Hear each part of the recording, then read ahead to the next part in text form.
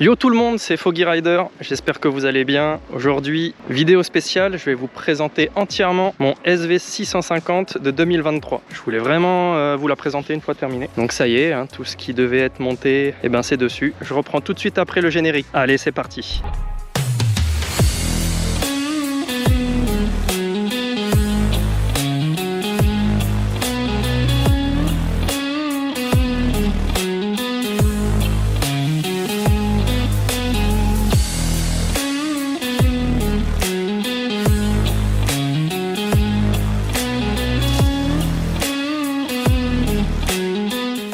Alors c'est une SV650 de 2023 que j'ai acheté neuve en mars 2023. On est sur une moto bridée à 2 puisque j'ai eu le permis en mars également.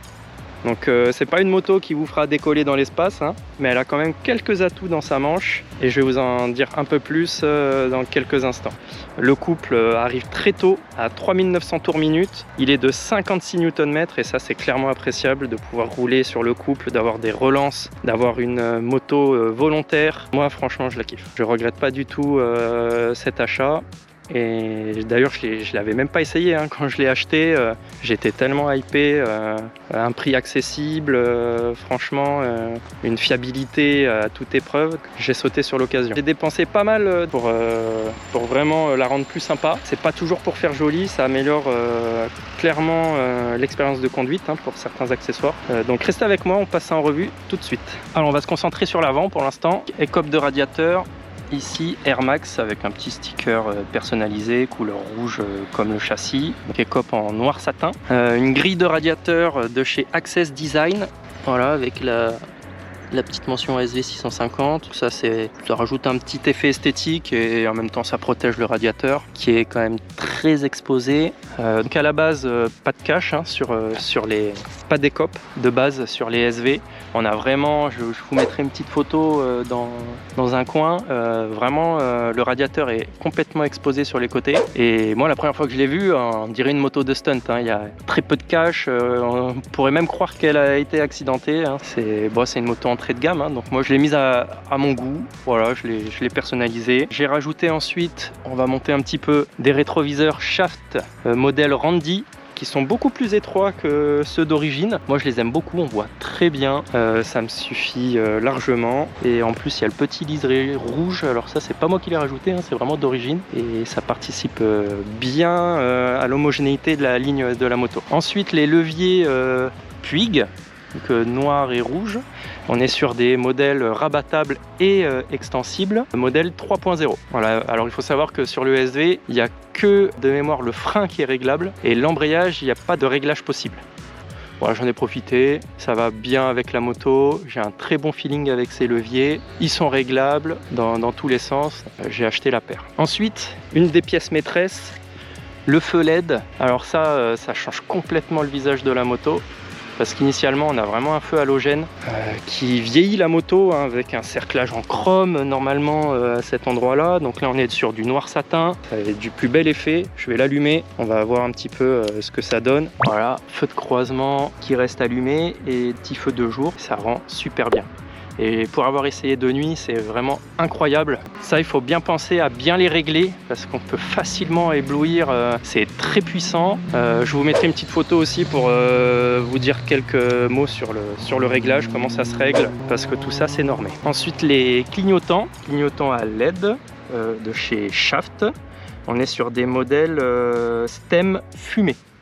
Bon, alors c'est très léger, hein, ils sont homologués. Je préférais fumer, je trouve que ça contraste pas trop avec le boîtier du clignotant. C'est finalement assez subtil. C'est des clignotants classiques, hein. Je voulais pas de LED défilant parce que je trouve que l'effet est très chouette sur les voitures. Mais sur les motos, comme le clignotant est très court, l'effet est perdu à partir d'une certaine distance. On n'a plus l'effet défilant, en tout cas c'est plus perceptible et on a un simple clignotement. Donc voilà, je suis resté raisonnable, j'ai pris des clignotants classiques, ça lui va très bien. Je continue. Ensuite, le top block modèle pour Suzuki, brandé Suzuki, mais c'est exactement le même modèle que chez Top Block, le fabricant.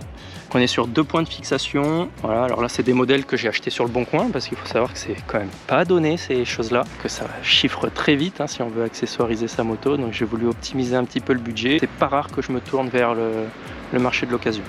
En dessous, le sabot moteur Puig modèle noir satin. Je crois pas qu'il y ait d'autres noms pour le modèle. Ça homogénéise vraiment. Voilà, on a une petite vue d'ensemble avec le sabot. Le poids visuel de la moto, je trouve que ça le répartit bien. Parce que sans sabot, encore une fois, ça fait un peu moto accidentée. On voit le tube de la ligne d'échappement, le filtre à huile. Voilà, je trouve pas ça très clean. Du coup, petit sabot moteur, ça fait super propre. Ensuite, une selle personnalisée. Alors là, ça vient directement d'un sellier. Alors la selle a été achetée sur le Bon Coin, mais je peux dire qu'elle vient de chez NMB Design à Nice, parce qu'il y a l'étiquette du sellier dessous. Super selle, avec les surpiqûres blanches qui rappellent le réservoir, et le logo brodé SV, le top. Alors moi, j'ai fait le choix de supprimer les repose-pieds passagers, grâce à un kit de suppression de repose-pied de chez R&G Racing qu'on voit ici, hein, pour cacher les trous. Et de l'autre côté, on a le support, on a la pièce maîtresse de cette moto, le silencieux carbone de chez SC Project.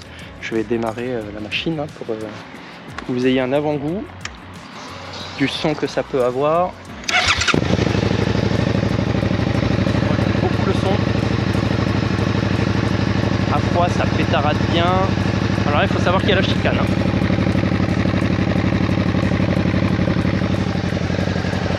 Même s'il y a la chicane,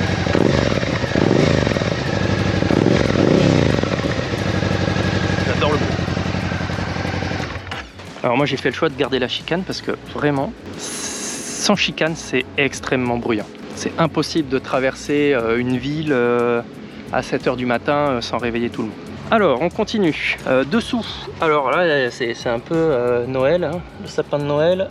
Alors, ici, les diabolos rouge anodisé avec la collerette de protection de chez Puig. Et ici, protection de bras oscillants. Alors là, c'est une des seules pièces qui vient du marché chinois, fournisseur YKSM. Voilà, des deux côtés. Il y a une autre pièce qui vient aussi d'un célèbre site chinois que j'ai pas trouvé ailleurs. Voilà, c'est l'extender de béquille. Comme ça, voilà, des fois ça arrive que je me garde dans l'herbe, dans le gravier, au moins il y a moins de risque de chute. À l'arrière, donc les mêmes clignotants de chez Shaft, les modèles STEM, et le support de plaque court de chez R&G Racing. Alors on peut pas faire plus court que ça, hein. Première chose que j'ai changé finalement, ça lui fait une belle boucle arrière à ce SV. Et je rebondis, rajout du garde-boue, parce qu'ici il n'y avait rien du tout. Et c'était vraiment, parce que moi j'utilise la moto, qu'il vente, qu'il pleuve ou qu'il neige. L'amortisseur arrière il est maculé, j'avais des projections. Donc j'ai rajouté ça, garde-boue arrière de chez Puig, qui intègre le carter de protection de chaîne, pour éviter les projections. J'ai fait tout le tour. Alors, je peux citer l'anneau de réservoir SW Motec et le support SP Connect de téléphone. Alors le top, ce support. On met le téléphone comme ça, quart de tour. Il y a le module anti-vibration et ça marche super bien. En tout cas, j'ai pas de problème à ce jour avec mon téléphone. Donc voilà pour la présentation de cette SV. J'espère que ça vous a plu. Peut-être que ça vous a donné envie d'acheter un SV. Peut-être ça vous a donné envie également de personnaliser le vôtre. Voilà, moi je trouve que dans ce livret-là, il est magnifique. Châssis rouge, réservoir blanc. J'ai pris un casque assorti. Ce que j'adore sur ce casque, c'est ce que j'ai mis derrière, des petits yeux réfléchissants, hein, donc ça a le même effet que les petits stickers rétro réfléchissants que j'ai découpés ici et ici à côté du chin mount. Voilà, pour rester dans les règles et pour avoir un petit effet sympa quand quelqu'un est derrière moi. Ah non, ce que je pourrais rajouter, eh ben, c'est le prix, hein, on va parler un peu argent. C'est une moto que j'ai achetée neuve en mars 2023 en concession. J'ai acheté ce modèle 6 499 €, hors carte grise et hors frais de mise à la route. Et pour tous les accessoires que je viens de vous montrer, il y en a en tout pour 1 943 €, ce qui porte le total de cette moto équipée comme je l'ai fait à 8 600 €. Voilà, donc moi je suis très satisfait. Là j'ai selon moi plus rien à rajouter. Dites-moi sinon en commentaire ce que vous auriez rajouté là sur ma config.